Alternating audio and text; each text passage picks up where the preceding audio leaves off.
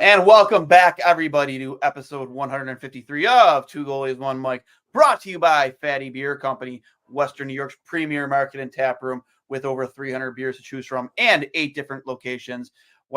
Fatty Beer Company offers live music, entertainment, and trivia at all 8 locations from 11:30 a.m. till 10:30 p.m. and later. One of Western New York's only kid and dog friendly bars as well. Make sure you go check them out. Tell them the boys from Two Goalies One Mic send you. And let's not forget Buffalo Logo Apparel, one of the greatest spots to get all of your Buffalo sports apparel needs, whether it's your shirts, your hats, your hoodies.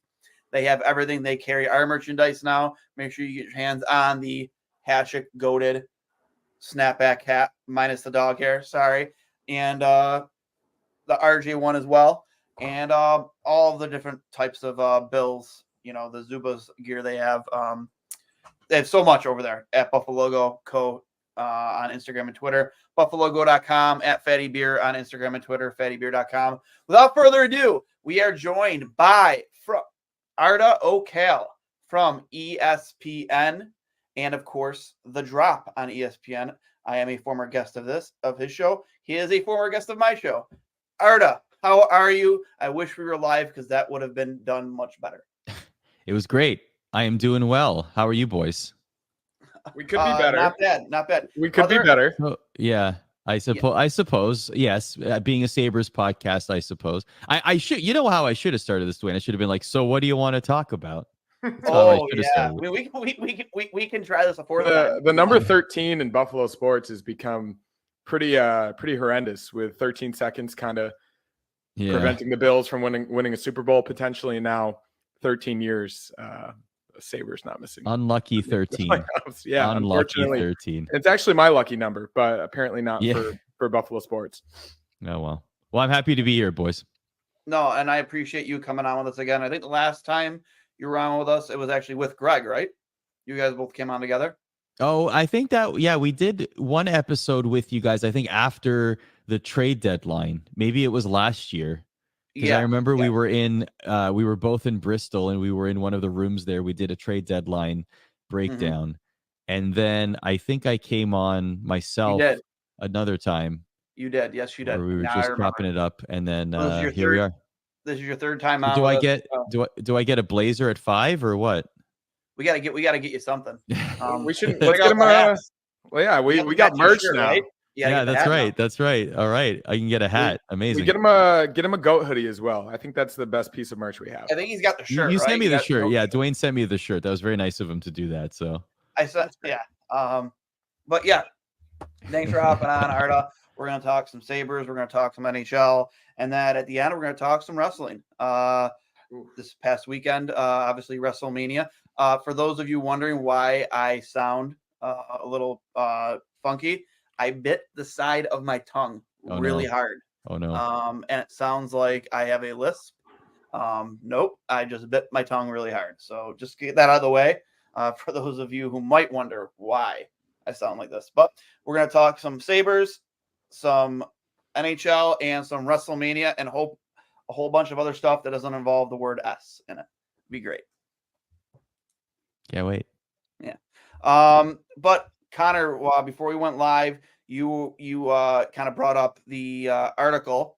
What was it, from ESPN by Rachel Dior on the Sabres prospect rankings. If you want to get into that with Arda, I'm actually pretty interested too, because I have not read it yet. Yeah. So lo and behold, the Sabres are the number 1 ranked prospect pool in the NHL once again. I think we might be for 10 straight years now. Not only in ESPN, but The Athletic does it every year. Some great work. And obviously, I think it's an interesting topic. Obviously, you haven't made the playoffs for 13 years, but you have the best prospect pool. So what possibly could have happened? Is it bad development? Is it bad drafting? Where are we here? So my question to Arda is, based upon this ranking, and based upon this ranking existing many times over the course of the past 5 years, I would argue I've seen it 3 or 4 out of the past 5 years that the Sabres are the number 1 prospect pool in hockey.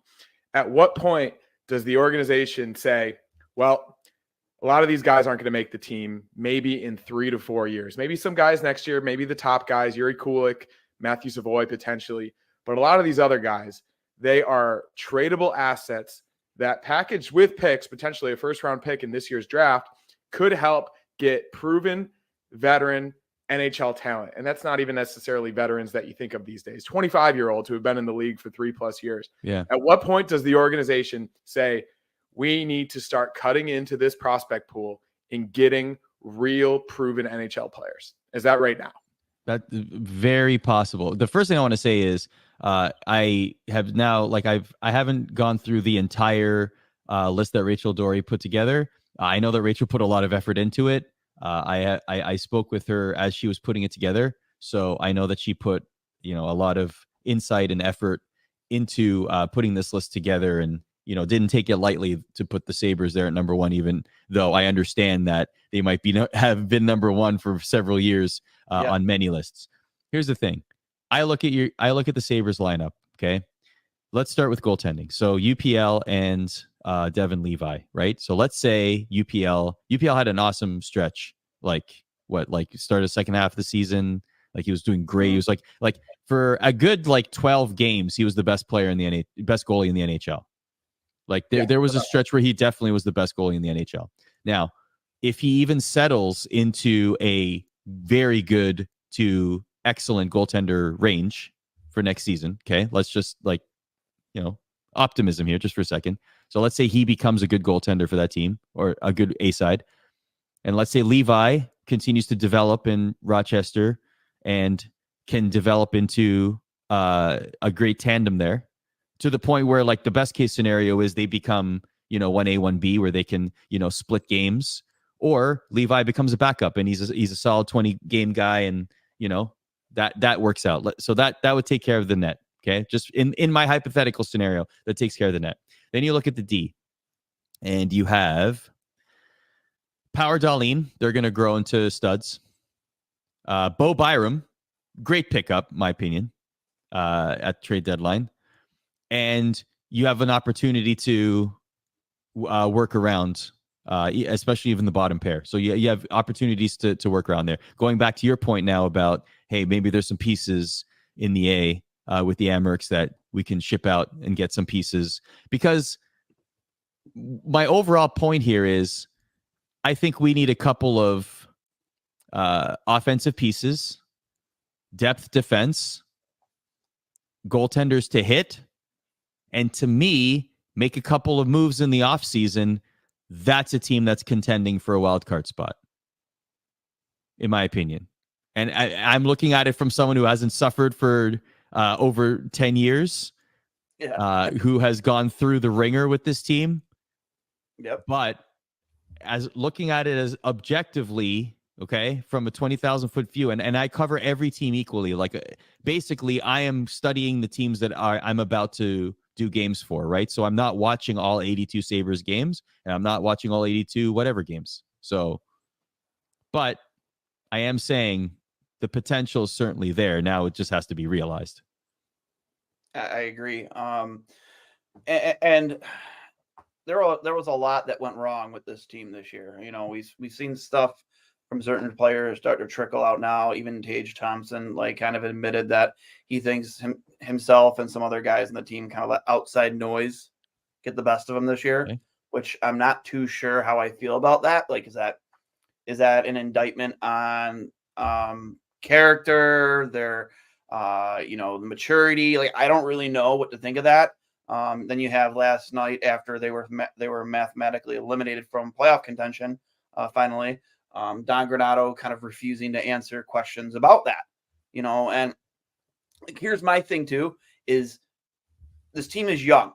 It's not their fault we're in this situation 13 years.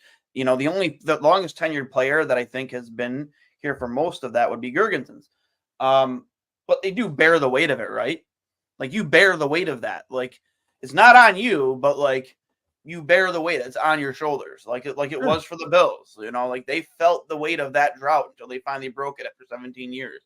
And until Same with the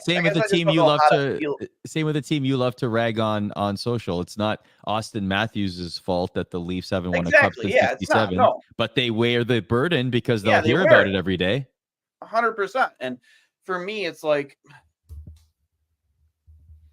I need to see steps. I was expecting to see more steps forward this year compared to last year. You gave Granato and Adams this extension for some reason in the offseason after a 12th year of no playoffs.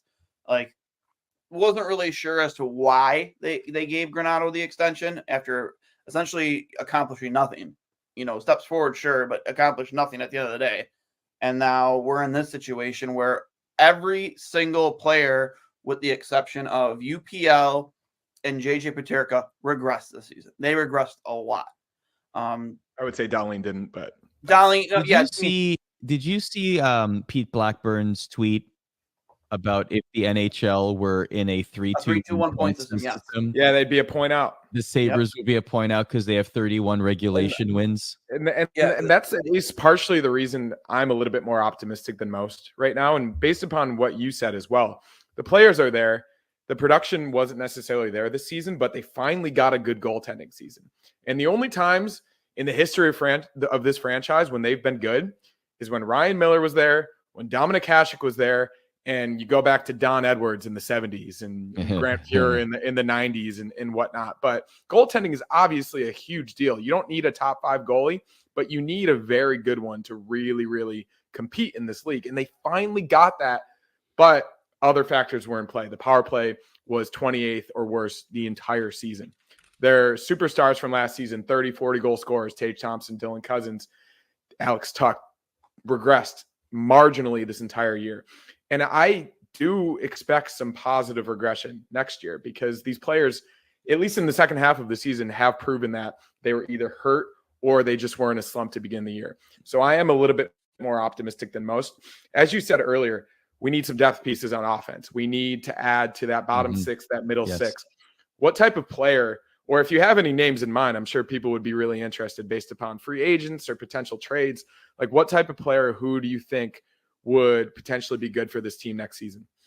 Yeah, you definitely need like third, fourth line guys for sure, like goal scorers, like people that will put up numbers, even 20 goal guys, so they would be also, who, like, I'm not saying this guy, but like a Corey Perry type would be really good. Like someone with a lot of experience. Maybe he's won a cup, knows what it takes to get there, like a lot of veteran presence.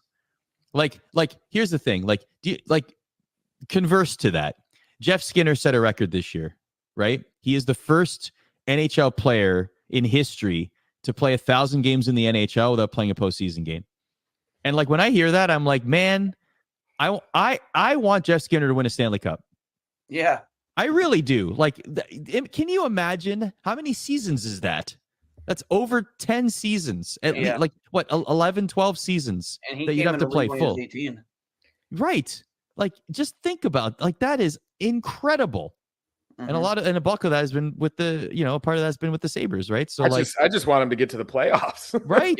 Just imagine the weight that he's carrying on that, like as an athlete, like to see his peers and how many people he knows that have won the cup and he hasn't even played a single game in the postseason. Like, I think we need veteran experience, especially championship experience, would suit this team very, very well.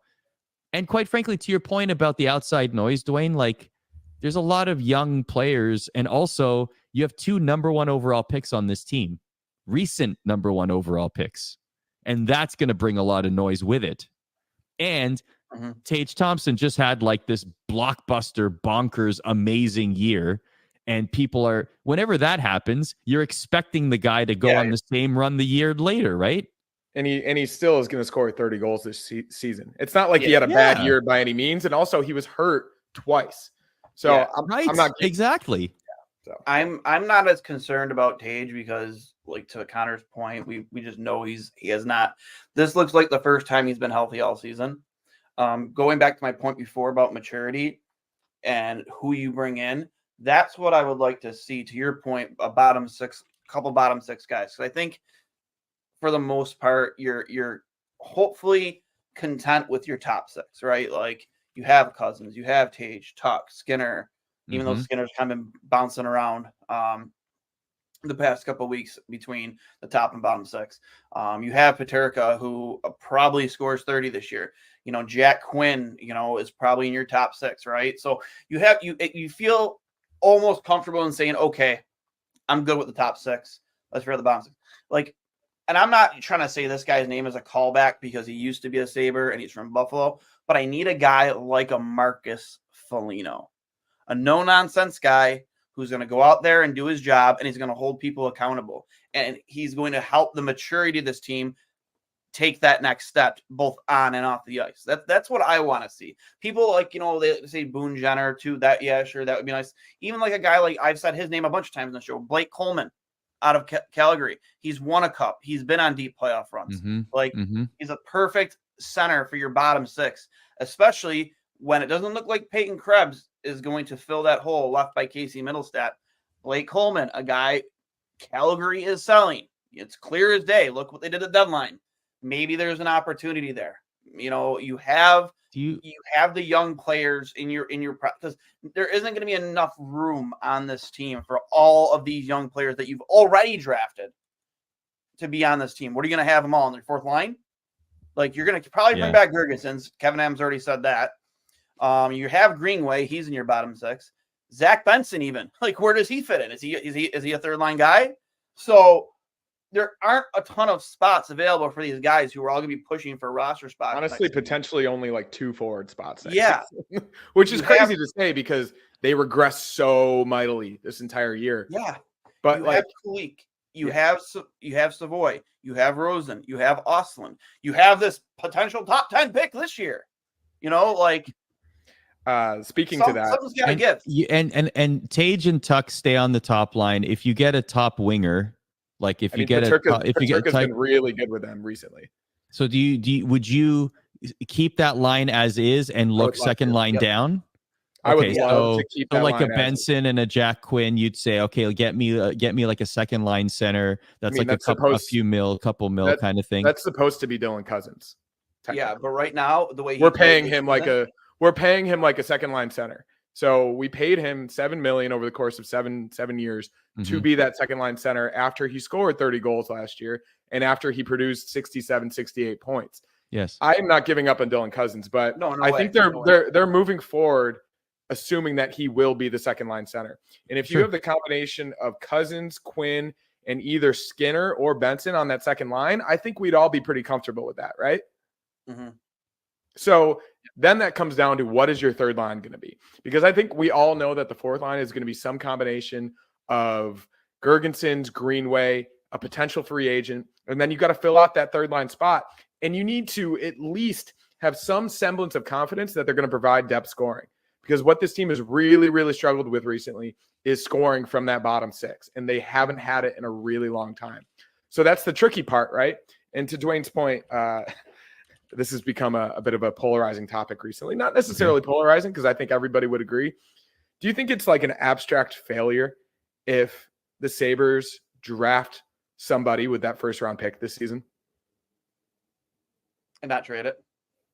I see what you're saying. Yeah, if you have this pipeline already, if you draft like Zach Benson makes the team last year after falling to 13th. To their credit, they made the pick after 12 people passed on him. They potentially might be in 11th or 12th this year. It really feels, at least from a fan perspective, that we all want them to trade that pick to either by itself or package it with some of this prospect, this pipeline that is just so sought after, that is so good to get proven NHL talent. Do you think they should trade that first round pick? Sounds like that would be a good move based on the amount of people in the prospect pipeline.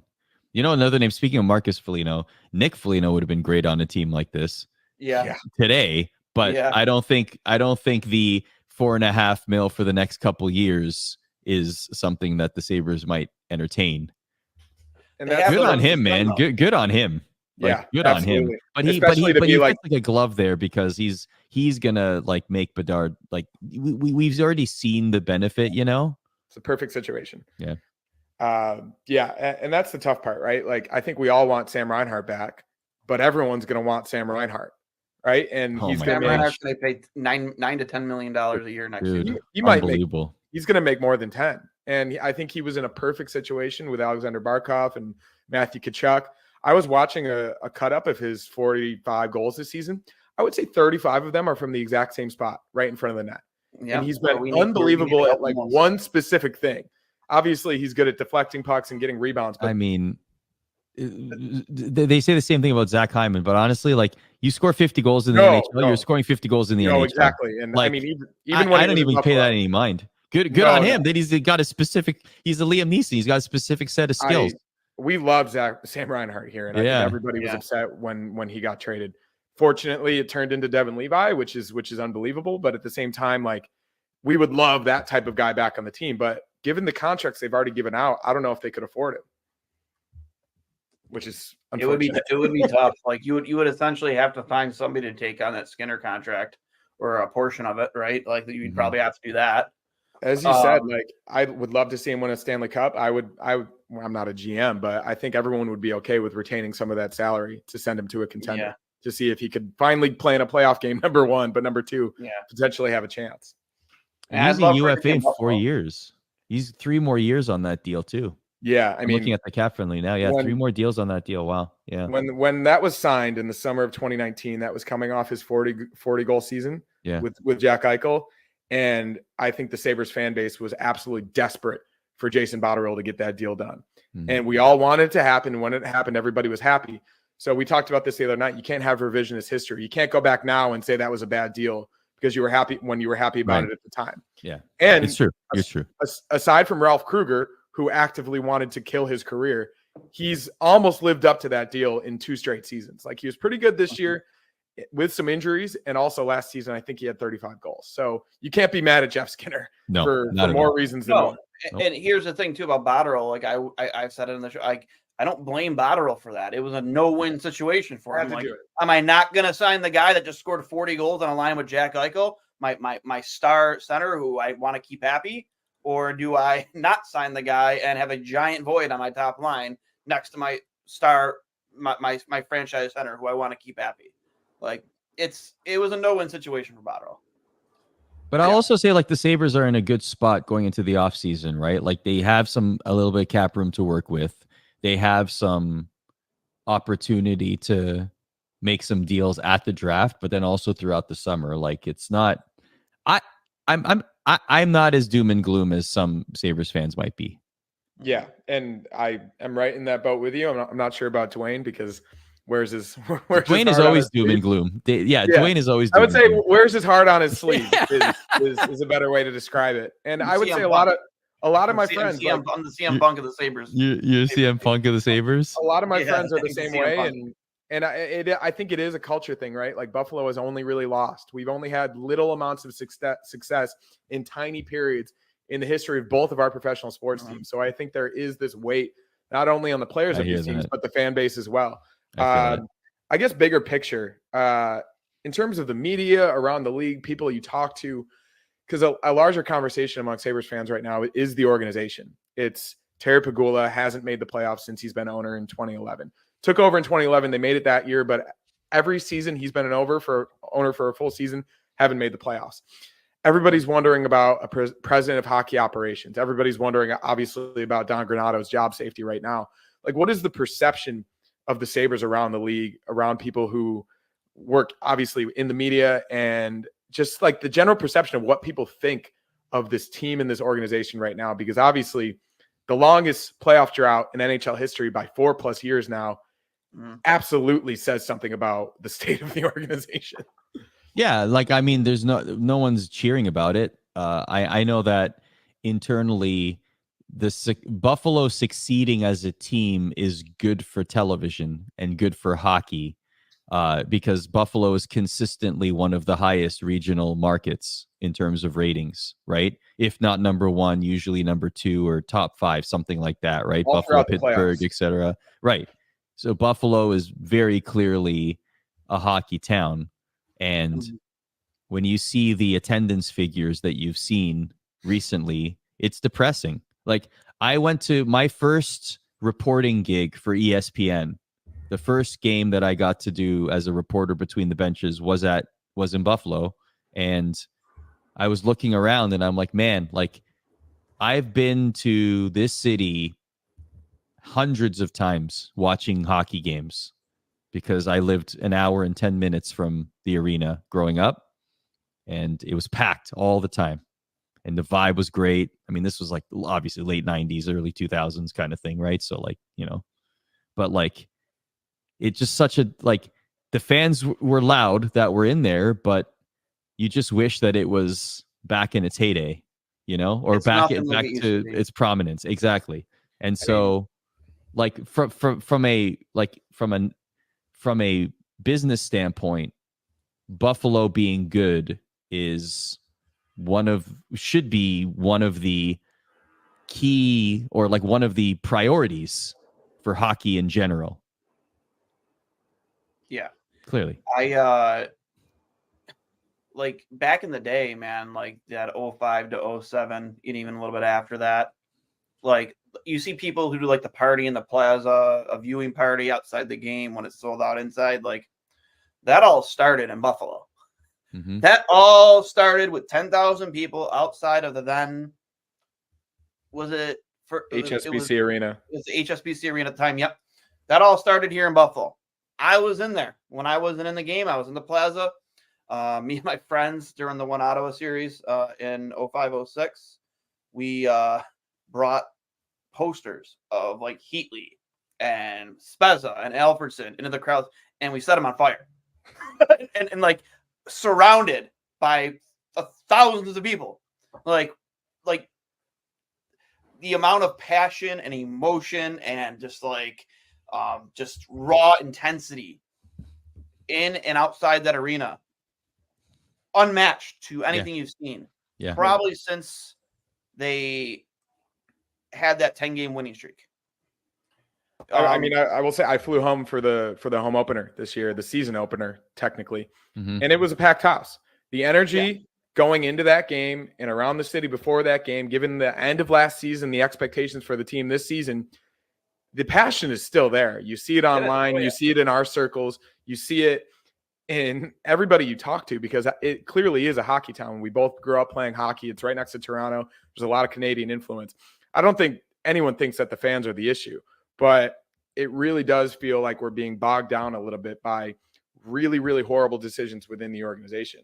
And we threw it out there when Lindy Ruff got fired by the Devils, like the concept of potentially bringing Lindy back. I've seen that. How do you guys feel about that? Everybody loves it. Let's go. Everybody really? loves it. Everyone wants Lindy back. Everybody. Well, I wouldn't say everybody. 75%. Okay, but that's still a substantial amount. Yeah. And you're all in. I pitched. I'm CM Punk, right? I'm about filling the house. I'm about making money. Yeah, Lindy Ruff will make money. We pitched an idea that it was after a really, really bad Sabres game, and they had just fired Lindy, and they were playing the Devils in Buffalo the next Friday night. We pitched an idea on this podcast about bringing Lindy in for that game to beat the Devils potentially in a must-win game for them, and what that would have done, not only for the Sabres fan base and attendance and everything else, but just for the vibe of the team. Unfortunately, that did not happen. But by God, that's Lindy Ruff's music. Yeah, exactly. Behind the bench. Especially with how That's great. acrimonious his exit was. Like Devils fans wanted his head on a stake for some reason, despite having the worst goaltending in the league this season. But I think a large portion of the fan base does want Don Granato fired. That's cool. Now, that's cool. Which I love Donnie as a guy. I think he's been really good for the development of certain young players on this team. But I guess, what are your thoughts about the Sabres potentially having new leadership going into next season?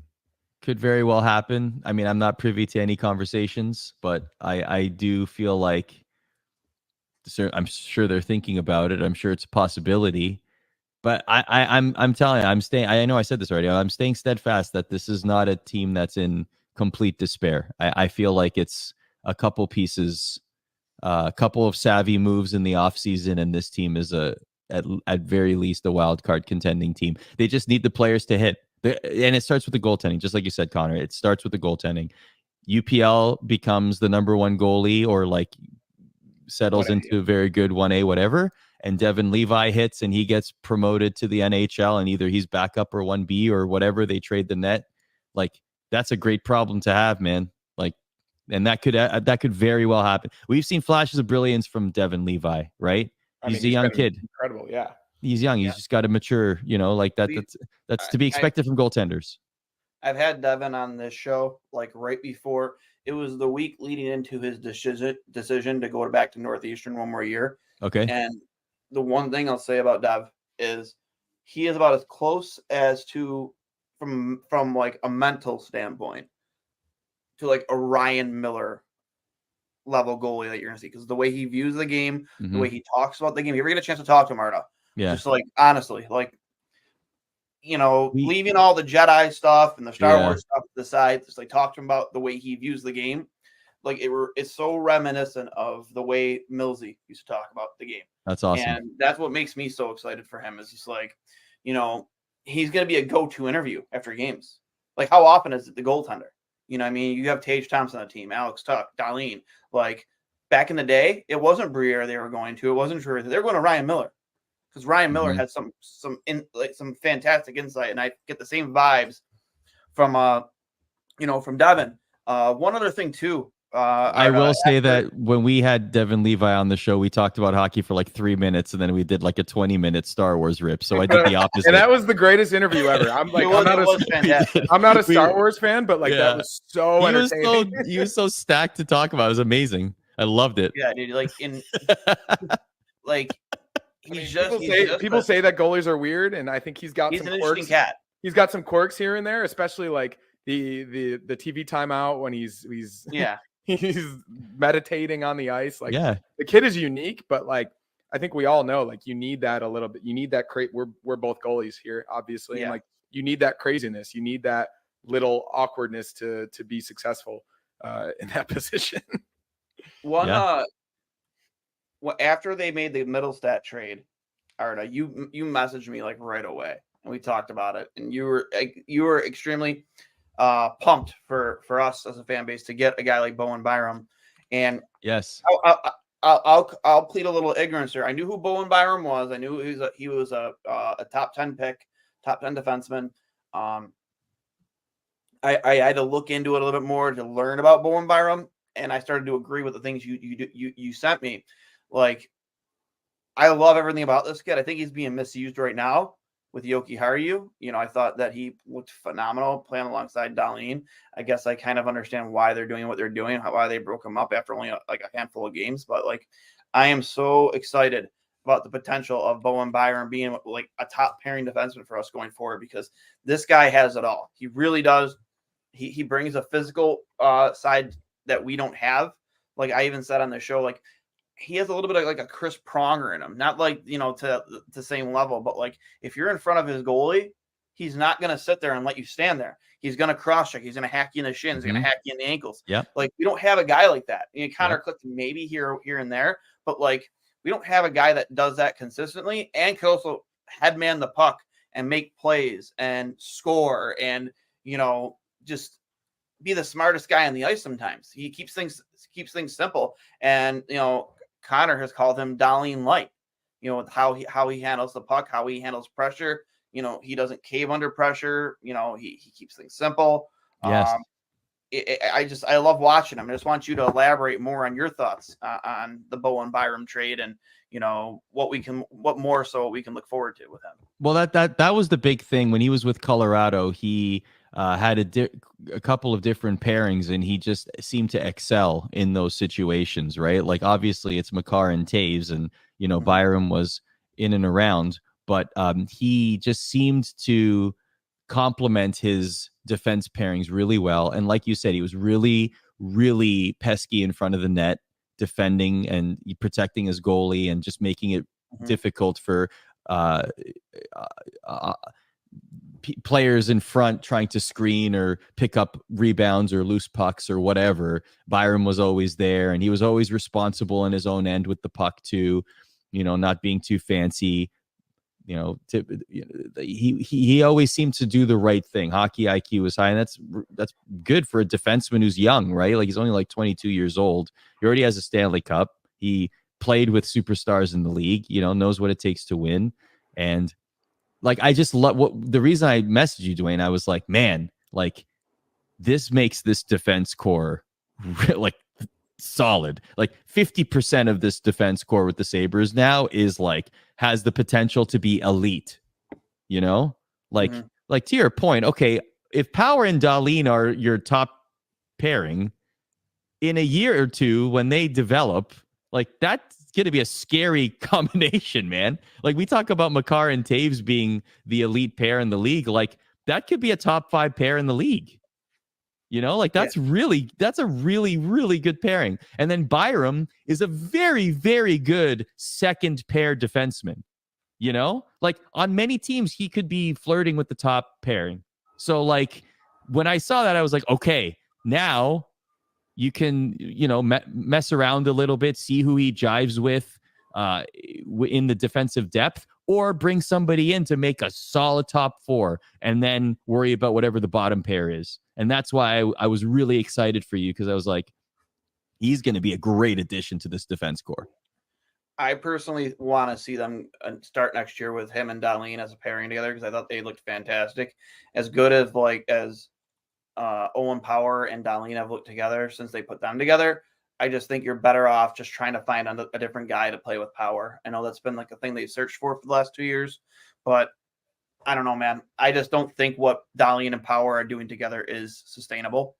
I think it's kind of been out of desperation, like staying in the playoff race. Obviously, they were on the brink of elimination for weeks.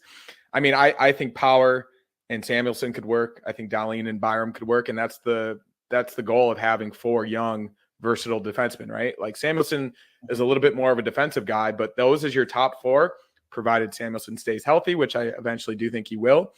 You can do any combination of those 4, and I'd be happy with it for the most part. So that's a luxury, as you said. As we were talking, I wrote out this lineup, and as we talked earlier, just projecting for next season, because I think a lot of fans right now are kind of concerned, to say the least, given the expectations of this season, always going and also going into the next season. But just to like say it out loud and then also know where these potential spots to improve the lineup are going to be, I think is helpful. So you have Peterka, Tage, and Tuck, which I think we've seen over the past month has been a really good line, and that is a legitimate top line in this league, provided Tage and Tuck are healthy. You have potentially Skinner, Cousins, and Quinn, which I would be happy with in terms of the combination of speed, goal scoring, playmaking ability throughout that second line. I don't think that's a bad second line. Then you have potentially Krebs as your center, Benson, and a UFA on that third line. We all don't necessarily know if Krebs is going to be that third line center. I think him with better line mates this season, he has shown sparks that he potentially could get to that level. And when he hasn't played with as high quality players like Girgensons and Okposo earlier in his career, he hasn't been as good. Then you have Greenway, Girgensons, and potentially another UFA on that fourth line. Like their potential, like we said, 2-3 spots in this lineup that they either could trade picks or prospects this summer or sign UFAs to go out and improve this team tangibly. And I guess like everybody's very frustrated because Kevin Adams didn't do that last season. And I think everybody can at least put some of the blame on him for only signing Eric Johnson and Connor Clifton to be your third pairing defense partner this offseason. But I'm at least optimistic that like he's not going to have a job if he doesn't do these things this summer. Like maybe the guys you sign or the guys you trade for don't hit, but this roster is going to have some significant turnover. And like you said, Arda, like I don't think we're that far off. I really don't. No, not as far as some people might think. Definitely not. Especially when you lay it out like that. Like, first of all, the fact that your top 2 lines are good, like that you're like, yep, I'd be happy with these top 2 lines. That's not easy. That's not easy, man. Like obviously depth wins championships. Like it'll put you over the hump, and those are the decisions that you make. But you still got, I'm then thrilled. even on D, like you talk about those top 4, then you have potentially Yoki Haru and what can I ask, like, so Power and Dahlin specifically for you guys that watch every game, what didn't work with them? Like, well, I personally think they're pretty good together. They've only really played together the past few weeks, and they're just trying it out. They're both a little bit too offensively minded, it seems like. Okay. And I would say that's the risk with Byram. I personally think Dahlin is an all-around top 5 defenseman in the league. Maybe I'm a little bit biased, but I think a lot of objective NHL fans would say that about him as well. He's awesome. So you could put him with Power or Byram and get a little bit of both, right? He scored 20 goals this season. He's going to have 60-plus points. But I also think he's way more responsible in his own end than he was to begin his career. He was 18 years old. Of course, he wasn't going to be that good defensively.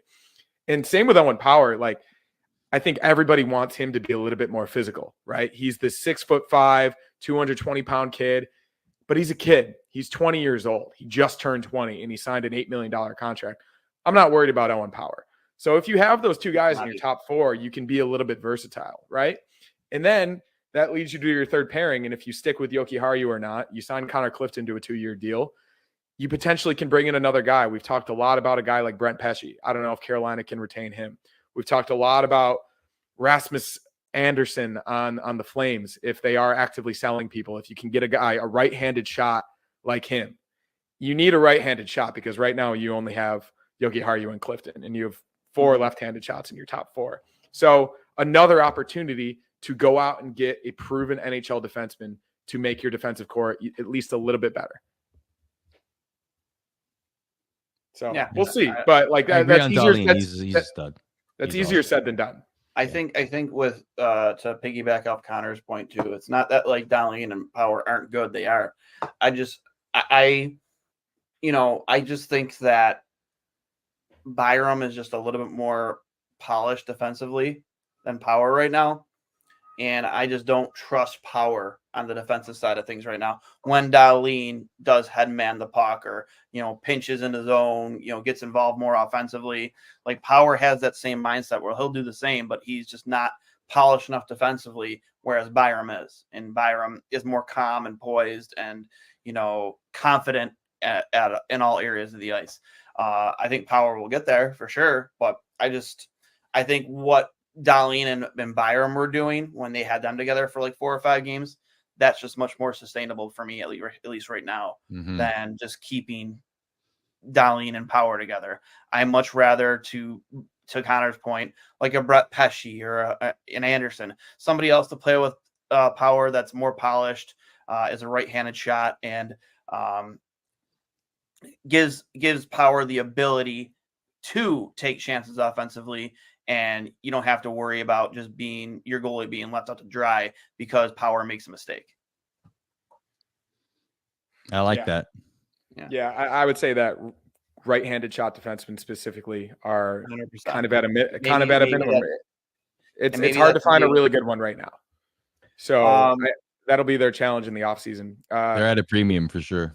For sure. Yeah. Do we want to move away from the Sabres for a little bit? Well, no, I do want to talk about fan appreciation night because that is what the game that will be obviously after we air this tomorrow.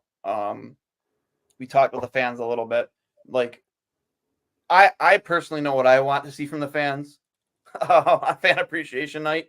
Connor, you. And from an outsider looking in, Arda, like they try and go all out on these nights. You get the jersey off the player's back at the end of the game. They select certain fans to come down.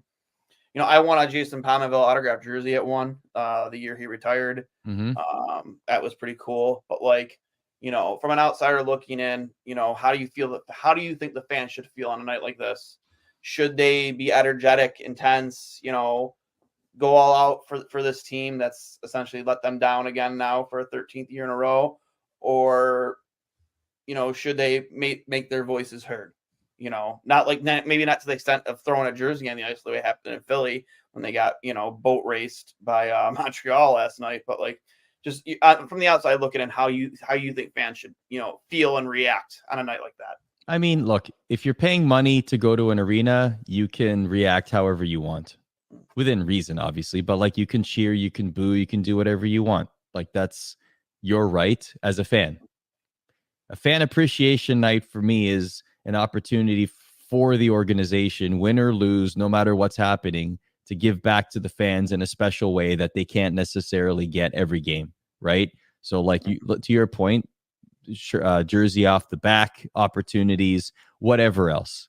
And for a lot of fans who may not participate in the vocal minority of those that are very quick to give their opinions and thoughts and whatever, they have if that's their thing, cool. But like maybe the fan base that just wants to go and enjoy a hockey game and loves the Buffalo Sabres to the point where no matter what's been happening with the team, they're not jaded about it, and they just want to go and meet their favorite player. And maybe they love Rasmus Dahlin, and suddenly they get to meet him in an autographed puck, and maybe the jersey off his back, and that's a cherished core memory that they will remember for the rest of their life, right? So to me, like, I don't know. I'm the optimist though. Like, so I understand people's frustrations. I get it, but I also feel like do what you want at the game, but then enjoy the experience because it's meant to be, a unique experience. So don't do anything such that it would like interfere with other people's enjoyment of the game, especially the experience. If the fans are so bad that the players are like, I'm not going to participate in this, you're robbing someone of a potential core memory. That's how I view it. But that's also very old man yells at cloud. I understand this. And I think it's a nuanced and good way to look at it. Like if I was going to this game, I would not go in there and boo. I would not go in there and wear a bag over my head. I wouldn't go in there and do anything that I would find not to be productive, right? Like what is me going in there and booing and putting a paper bag over my head going to change, right? Like I think Terry Pegula is pretty well aware that everybody's pretty pissed off right now, that these fans, they're not showing up to games. So what better way is there to show that you're not going to support this team with the state of the organization right now? I mean, 13 straight years says it all. There's no winning. There's no sustainability for success. 4 different rebuilds haven't worked. There is obviously something that needs to happen this offseason to give this team a chance to succeed next season. So if I'm the fans, like, yeah, everybody has a right to be upset, but I wouldn't be obnoxious about it. The game doesn't really matter. And you potentially could be a spoiler to the Capitals tomorrow night. So you're going to want, like, I don't think anybody, and yeah, I don't think anybody wants the Sabres to keep losing because we've already done enough of that. Like, there's no point us losing these final 3 games to get a better draft position if we're going to trade that pick anyway, or everybody wants us to trade that pick anyway. So I would go in there. I would root for the team. I would want to play spoiler. And then you go into next season and you see what happens, hopefully with a better lineup. But yeah, I mean, the fire Donnie chants, obviously, you might have heard of it, Arda, happened earlier in the season, and the players got really pissed off and they stopped saluting fans after wins because of it. And maybe that's the outside noise that Tage Thompson is referring to. But these players are clearly hearing, or at least seeing on social media, maybe from us, maybe from other people, how frustrated everybody is right now. And but they understand the frustration too. I would hope so. Like to your point, to your guys' points about like they inherited it, but they're feeling it, and also NHL players like this isn't Mullet Arena, right? Like there's no capacity issue, right? Like this is an NHL sized arena that is not being filled. Like on some nights the capacity can fit in Mullet Arena. I'm not taking I'm not throwing strays to Mullet Arena. I'm just saying, like, the NHL, like the Sabres players see this, and this is all part of the, whether they're frustrations or whatever the case may be, like that's all part of it. The worst thing that fans can do on fan appreciation night is not show up. That's the worst thing fans can do. That's for me. That's kind of like the point I was making is if you want to send a message, if you want, just don't support it. Just don't go.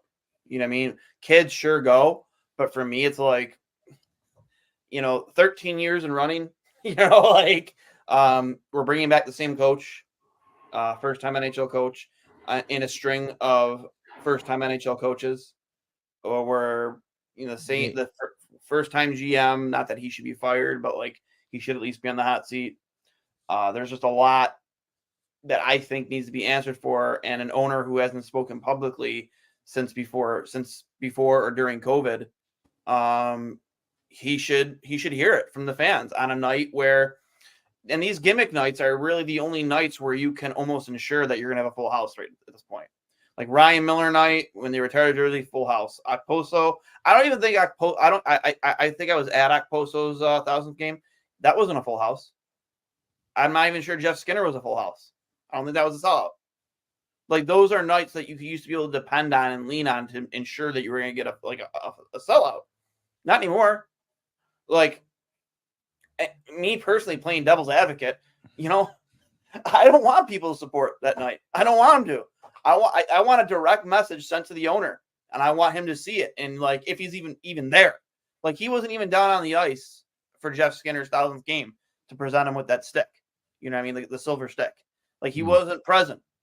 Like maybe he is up in the suite. I really don't know. But like, it's at this point where I want a direct message sent to my owner saying this shit's gone far enough. If you didn't already think it hasn't gone far enough, I'm sick of it. I hate watching you now. Like, I hate watch you at this point. Like, I'm just tired of it. Like, but the thing is, I can't stop watching because I love this franchise. I love what this franchise has given me in the past. My direct connection to the game of hockey because of it. Sure. I want a direct message sent to this owner, and it's clear as day. Like, not clear as day, but like financially, obviously, you're not making money. And still nothing has changed. Like last offseason, you did nothing to improve this team. The best offensive addition you made was an 18-year-old kid that you weren't even expecting to make the team. I just need a direct message sent to this owner, and maybe playing devil's advocate. Maybe I don't need it to happen tomorrow night, but I'd be happy if it did. You know what I mean? Like, if they boo the team on fan appreciation night, good. I want the owner to hear it. Not even just so much directed at the players. I want the owner to hear it because I'm sick of this.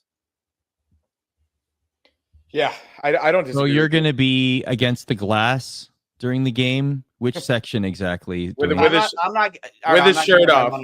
I'm not giving him my money. 13 years. I've given him so much money and so much time. I will say this: if I lived in Buffalo, I would not go to the game, and I think that's the best way to voice frustration is to not support them right now because they haven't given us any reason to believe that anything is going to change at this point. Let's say they do the things this summer that we've talked about in this episode. Let's say miraculously they somehow bring Sam Reinhart back. Maybe they sign a couple other guys. Maybe they add to the defense, maybe even a veteran goaltender. So you're not necessarily relying on two young goalies. They do things to tangibly make it a better situation for them to succeed next season. I think you might have another full house for the home opener next year. I think there's a legitimate possibility. Yeah. But until that happens, I don't know what to say in terms of being a Sabres fan right now. It's really, really difficult. Not to change the subject fully here, but a thing popped up on my timeline here. Do you guys know Queen City Cop? I think it's Buffalo's Liverpool supporters club. They just posted a picture of Alex Ovechkin, I guess, in a pub in Buffalo with one of the scarves that say like Queen City Cop, Buffalo, New York. Yeah, good. That's cool. I wonder what bar it is. I don't. Well, maybe you tell me. You might know the motif. It's what's Queen City KOP. So they're the Liverpool's FC supporter club in Buffalo. Queen City KOP. They just posted it an hour ago. Reality is stranger than fiction. Looks like an Irish bar. I'm going to try to figure this out. I bet we can figure this out in like 5 seconds. This definitely looks like a South Buffalo bar. Interesting. That's pretty cool, actually. I love that. Well, just hanging out, loving life. If anything, like go and see Alex Ovechkin try to score 35 goals, the run that he's been on recently. Exactly. Like how many more opportunities are you going to get to see? Who will like to actually? I think this is either on Hurdle or Delaware. Wow, that's really cool. It's my where I'm from, North Buffalo. But I want to say this is on Hurdle or Delaware Avenue. How many more opportunities are you going to get to see a guy who's likely going to be the leading goal scorer in NHL history play in person? Right? There are reasons to go to the game tomorrow. And like we said, like playing spoiler to a team that has been really, really chaotic this season and potentially might not make it because you beat them tomorrow night, I would go and root for the team. I said I wouldn't, just to not support the franchise right now, but there are reasons to go. And I think if you do go, like, it's not worth it to go and just be an asshole, right? Like, if you're going to the game, you might as well support the team and support these guys. Yeah. So I guess we'll see what happens. Duane, if you want to transition away from the Sabres, I'm getting your thoughts, Arda, on the current Coyote situation that's really arose today. Speaking of Mullet Arena. Yeah. Like a whole lot of confusion on my part. Maybe you guys can really like try and clear up some of this confusion. So they're going to move Arizona temporarily to Salt Lake City? Or like I don't think it's temporary. I think that I mean I think they're out of options in terms of an arena, or it looks like, at least the reporting, or this latest attempt to get land. And then what was it? Was it a government official? Was it the mayor? Someone came out and said, we don't want a rookie developer plotting on this land, something to that effect, which then left the Coyotes looking for other options. And I know my drop partner, Greg Wyshynski, was reporting on this, and there was something about how the Coyotes had no comment about what was going on today. And, Salt Lake is ready. They might have to make some renovations on their arena, but the owner is willing to do that and is already committing and seems very, very, very ready to move forward. So I don't know. Like and the reports are saying as early as next year, we could literally see a team just go overnight across the country. Imagine or the a bunch players. north. Yeah, hey, like what? all of a sudden you have a different. Mike Commodore, pack your shit. You're going to Salt Lake City. Unbelievable! Just all of a sudden, yeah, it's just crazy. Uprooting so many people's lives, like in this, tough shit. I guess Unreal. it's part of the lifestyle. Unreal. Yeah, I mean, I don't know what to think. I mean, I'm all about expansion. I was more excited for another expansion draft because that's always exciting. But this is interesting for sure. And then essentially, like, I read that like there's somebody still reserves the right to own the team when they decide to go back to Arizona when all this stuff is figured out. Is that what I read correctly? Maybe it was a tweet, maybe it was a misinformed. I mean, they say that about Atlanta too, right? Like I feel like these two markets will always have interested parties and interest from the league to have teams there. It just needs to be the right scenario. Yeah, and also an arena. I think it's long overdue that Arizona just, and I'm not saying that hockey can't work in Arizona, but how long has it been since hockey has worked in Arizona? They haven't been able to figure out their arena situation, where they want the arena, where it makes sense to have an arena where you're going to get the most support from a fan base. I'm all about it. If they want to move the team, I just feel sorry for the players, but I guess it is what it is. Do we foresee hockey succeeding in Utah? What does that look like? And also, what potential names are we looking at for the team? For team in Utah, let's say they go to Salt Lake City. So what would the Salt Lake City hockey team be called? And do you think it could succeed there? I think it could succeed there. Yes, I do think that there could be an appetite for hockey there. And I think that it's going to be a great experiment. Like, it's going to be a great attempt. Let's put it that way. Mm-hmm. And I think that hockey, quite frankly, will be welcomed there with open arms, or NHL hockey, I should say. As far as the team name, I don't want to give away my team name. I do have one in mind, but I think we're going to release something on .com about this. So I want to save it for that, because I think I have a pretty hilarious, but please, let's also use that idea. So I'm just going to leave it at that for now. I don't know if it's going to be out in the next couple of days or whatnot, but like, I definitely am happy with my. Yeah, I'm looking forward to seeing it. I've seen a lot of really, really good names. So yeah, I think there's a lot of possibilities, which is always fun.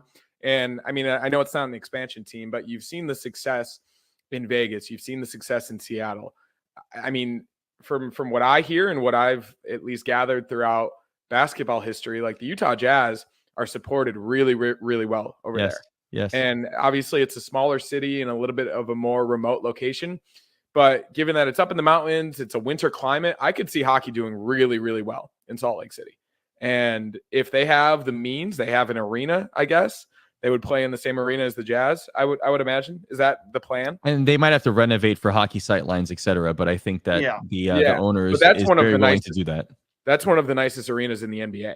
So if you have the ability to do it, and you have the support, and you have the money, and you have everything Arizona doesn't have right now, that potentially could be a much better situation. So I'm at least encouraged by that. I guess more generally in the NHL, I've seen a lot of debate over the front runner for the Hart Trophy right now. I currently have Nathan MacKinnon on my fantasy team, and he might win me a championship by himself right now, which is really unbelievable. I think I had the third pick this season, and he fell to the third pick, which I was ecstatic about. But who do you think is the front runner for the Hart Trophy, the MVP of the league right now? And also cup final prediction and winner. If you don't want to release that because you guys are going to do that on the site as well, no worries. But if you're able to answer those questions, that would be pretty cool. Hart Trophy, McKinnon has the narrative vote for me. Like, he's never won one. He's in the mix for Art Ross. He's got that Mamba mentality on skates, clutch gene. Like, he just scored this incredible hat trick against the Wild the other night. So, like, to me, he's the front runner, and I think he's the odds-on favorite too to win. Kucherov, the whole 40 points. Was it 40 plus points more than his next closest teammate in points? Like, he's just running away with it. Yeah. And I've seen a lot of what goal number does Austin Matthews need to hit in order to cement the Hart Trophy for himself, right? I think 70, right? Is it 70? Is it 75? Is it 80? Like, he can't, like, 75 seems like a stretch now. It didn't at one point. In my head, is 70 goals enough to... Probably not. Do you know what I'm saying? Like, if it was 80, I would have been like, that's an instant, like, lock that in. For sure. And that's funny to think, because 70 is still like an incredible achievement. You know what I mean? Yeah, it's like absolutely. unbelievable. Yeah, absolutely. But when you have the caliber of player of like McKinnon and Kucherov and McDavid, right? It makes it hard. The last guys to score 70 were what? Mogilny and Solani, right? Solani in 93. Yeah, exactly. Yeah. But then the definition of the Hart Trophy, go back to the whole like Taylor Hall thing with the Devils, right? Like, where he beat McKinnon that year for the Hart Trophy. Well, if the Penguins make the playoffs, like, isn't that Sidney Crosby? Like, shouldn't he be getting at least some votes or consideration? He should get some love, I think, for sure, because without him, he's literally carrying the Penguins, keeping them in this conversation. That's the same discussion for Nikita Kucherov, right? If they didn't have him, So maybe by that virtue, Kucherov is the winner simply because he has the playoff, like, for most valuable for his team / Art Ross.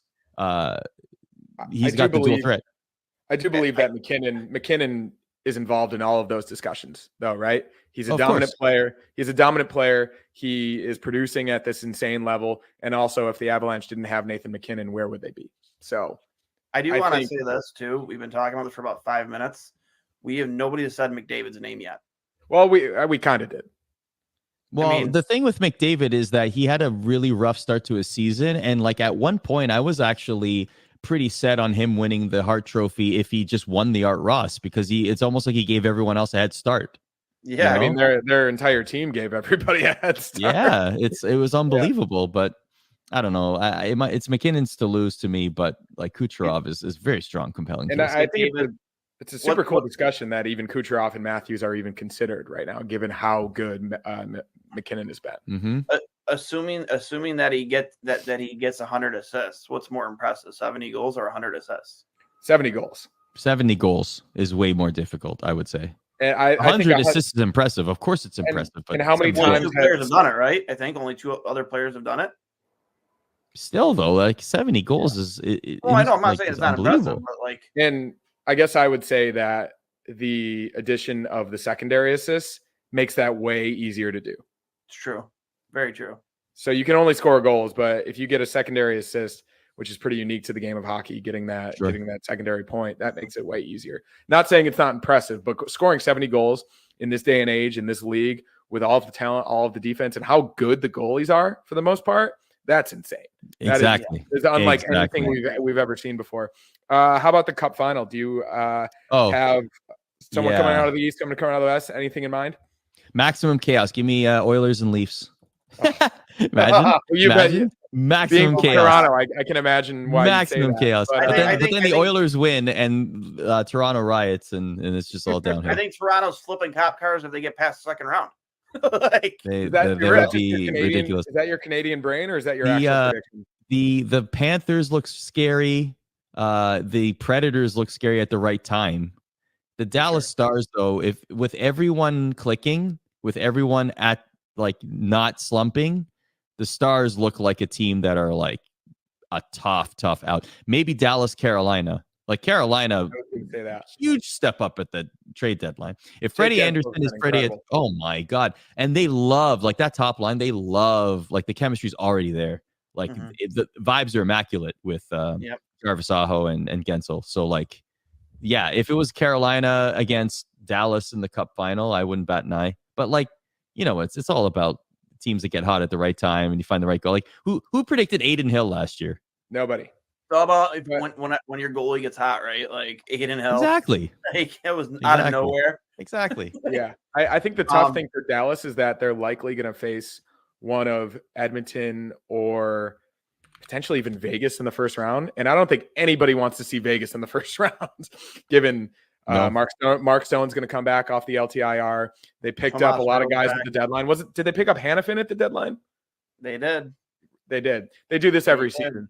So I think nobody wants to see Vegas in the first round. And as good as Ottinger has been recently, I think he's probably, aside from Hellebuck, the top goalie that is going to be in the playoffs this season. Maybe you put Shesterkin in there. Maybe you put, obviously, Vasilevsky and Saros. But it's going to be tough, whoever they play in that first round. And if they can get past that, I do believe that they could get to the Cup. But I can't even predict right now based upon how tough that Western Conference is going to be. Yeah. Now for the part that my co-host probably has zero interest in. Hey, I've gotten into wrestling a little more recently. I've at least ingratiated myself. We had WrestleMania segments on the show this week. I know the whole Cody Rhodes thing, and the biggest comparison that I saw online to Cody Rhodes finishing the story is Josh Allen finally beating Patrick Mahomes and potentially winning a Super Bowl, or for the city of Buffalo to potentially finish the story, given the 4 straight Super Bowl losses, given not winning ever in the same. The same could be said for the Sabres. The Bills actually is a good one, right? Because like Dusty Rhodes never won the WWE title, right? So like the 90s Bills never won the Super Bowl. And then if this team wins, then they finish the story. There like you go. Somebody did one of those things like him holding the belt. Please explain this in NFL terms. And it was Josh Allen getting past Mahomes and winning the Super Bowl for the city of Buffalo. And I am all about that. So I'm all in on Cody Rhodes. Let me tell you about hard times, Ric Flair. I don't know the reference. Let me tell you about hard times, It's his dad. Okay, here. My quick thoughts on WrestleMania. I thought it was very well booked. I thought that it was a lot of fun. I didn't watch every match, but the 2 main events were great. I'm very happy Cody and Roman get the distinction of being the first 2 wrestlers to main event both nights of a WrestleMania. Yep. I thought that everything unfolded very, very well, and they left it open-ended with Rock and Cody, and overall even night 1, like Sami Zayn winning, getting that big pop, fantastic. Then moving on to the Rock winning a heel main event win, like that was good. I thought that wrestling's in a good spot, man. Like the presentation of it is better than it's ever been, really, and the quality of the matches are good. The athletes are great. The presentation, the stories are cool. Like wrestling just seems to be fun again, which is good. I like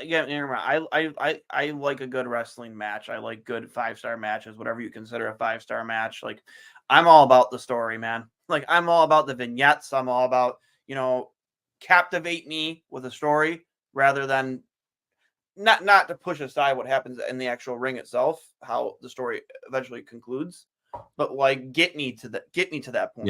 Yeah. And I would say I think it's hard to argue that this is possibly the best story ever told, in WWE, in wrestling in general, just how long it took for us to get there.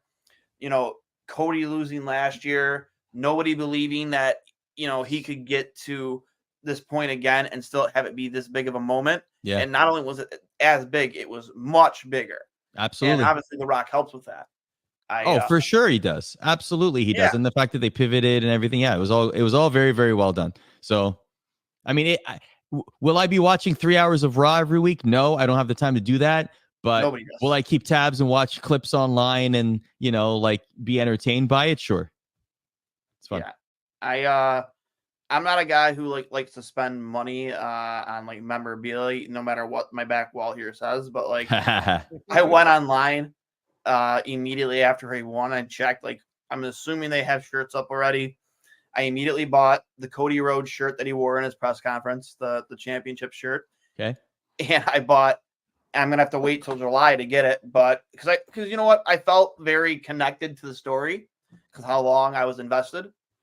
I bought like a 16 by whatever frame photo autographed of Cody Rhodes in the ring celebrating with the belt.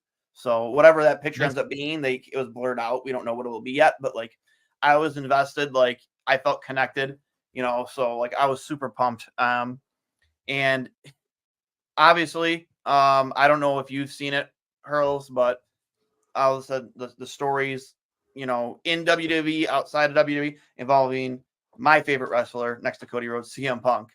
How he's been entangled in this Drew storyline, how that went down on night 2, where he ended up screwing over, Drew McIntyre, who has been the best heel in all of wrestling for the past 3 months. And then going into Raw the next night, Raw after Mania, screwing Drew again out of a number 1 contender spot. I even the secondary storytelling away from Cody. That's the thing. Yeah, that's the thing about the storytelling's been good. It's been layered, which is really cool. Yeah, and then even getting away from that, obviously the footage released tonight from All In and Wembley Stadium. Like your take on that, I mean, did that do any good for AEW? Fans are chanting CM Punk and Dynamite tonight. CM Punk's number 1 trend in the world. Like, did AEW accomplish what they wanted to accomplish, or is this more of a negative thing for them? I mean, look, at the end of the day, they had to have had a reason. I didn't watch the segment. I only saw the clip online. And I will say that what I heard was it turned into a storyline.